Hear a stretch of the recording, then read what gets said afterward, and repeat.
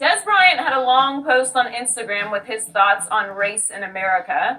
Dez wrote, "First and foremost, I would like to say I do a great job of minding my own business, but it's pressing on my heart to share my thoughts about white Americans and black Americans, racism. I saw a person quote Charles Barkley when he said, 'We as black people, we're never going to be successful, not because of you white people, but because of other black people.' I hate to admit it, but I understand that quote. Real question. What is wrong with being sophisticated and black? Why do we associate those who choose the straight and narrow as not being black enough? We focus hard on fighting the realities that exist instead of creating our own reality. The ones who came before us, Martin Luther King, Rosa Parks, Malcolm X, paved a new path for us to follow. The struggles and hurt they endured created new life for us today. It's not our job to carry the burden, but it is our job to lead by example." Shannon, what's your reaction to what Dez wrote? I read his post several different times. And when our producer, Chris Healy, called me and asked about it, I had not heard about it at the time. And he told me to take a look at it still. And I did. I think for me, I don't have a problem with athletes speaking up. But I want to make sure before they speak up, they read up. I came from a very difficult background also. I think a lot of people know my story. My grandmother raised her 9 kids and raised my mom's 3. And I thought a lot of the same lines earlier in my career as Dez is thinking. I made it out, why can't you? And then one day while sitting alone, I started thinking, what about the person that didn't have Mary Porter as a grandmother? What about the person that didn't have grandparents that says, okay, my grandkids' parents are getting a divorce. I'm going to Chicago and I'm going to bring them to me and put them in a situation so they can thrive. Skip, I think Dez's heart was in a good place, but because he hasn't read up enough on the race relationship and the history of racism in America, it came out totally wrong. Let me take it piece by piece if I can, Skip. First of all, he said he saw a person quote Charles Barkley. I'm going to say this. I have the utmost respect for Charles Barkley. He was a heck of a ball player. When it comes to basketball, please quote Charles Barkley. But when it comes to race in America, please don't quote Charles Barkley. Because what is happening is that, Dez, when you say personal accountability, okay, who do I hold account? So I'm supposed to hold me accountable for slavery? What about Reconstruction? What about the Jim Crow South? What about segregation? What about the violation of my civil rights and my voting rights? So who do I hold accountable for that? He also said that instead of making videos of the history of racism, we're one of the few racial people that everybody says you need to get over your past. Slavery happened 400 years. You weren't in slavery. Your parents wasn't in slavery. I have yet to hear a person tell a Jewish person, you weren't in the Holocaust. Get over it. They still do movies about the Holocaust. They still write books. No one tells them to stop. But because Dez does not understand the systemic, let me take it here. It's documented that they say the first African-American slaves arrived in the U.S. in 1619. It's 2017, so in 2 years, it'll be 400 years the first slave arrived in America. So for 400 years, there's been systemic, institutionalized racism, bias, perpetuated and perpetrated against a race of people. And Dez says, you need to be accountable. Dez, I can't get ahead if someone is constantly keeping me behind. Dez, we're not in position. We don't own TV stations. We don't own radio stations.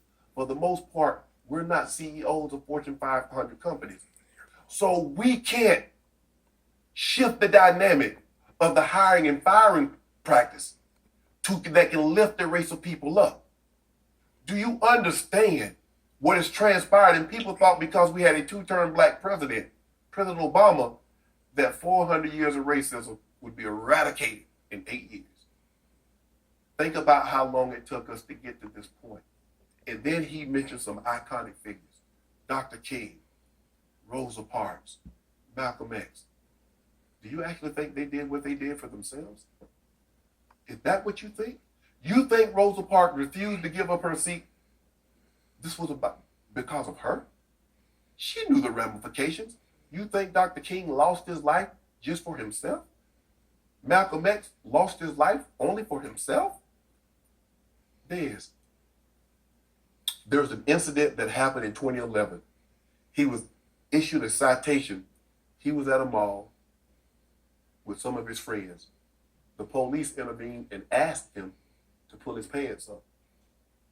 So think about this, Dez. How long has that been in effect? Where the police tell you to pull your pants up. They're profiling you because they think that's the kind of criminal behavior. Mm-hmm. They didn't look at you as a Dallas Cowboy. They looked at you as any other black young man in America. That's what you don't get, Dez. So when you say personal accountability, all you do is that you feed a certain segment of the population to say, see, I told you. Dez Bryant said it. Charles Barkley said it. Dez, you're not even the 2%. You're the 0.01% of black Americans that makes millions. But there's so many that don't. Dez, do you realize that you're still black? They still view you as black, even though you catch touchdown for the Dallas Cowboys? Do you realize that? You think they view you differently? They applaud what you do, Dez. They don't applaud who you are. I commend you for changing, coming from where you came from, his story. I know a little bit about his story. If you get a chance, you can read it. I commend him, Skip. But he is so wrong. He's so absolutely and horrifically wrong in this situation.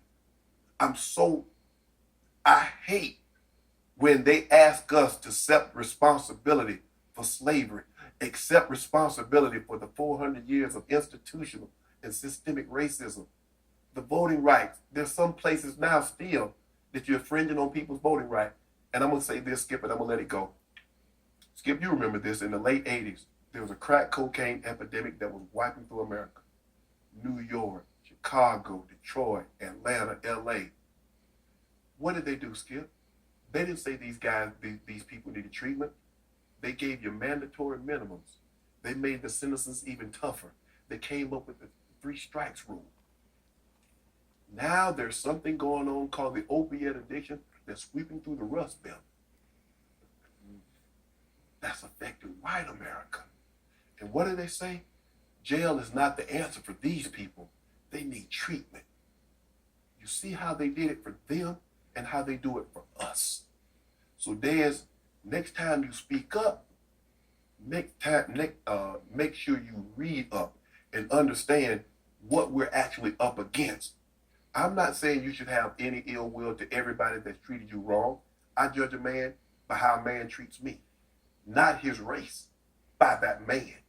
And I commend you because you say you've been profiled, but you don't have ill will only against those that profiled you.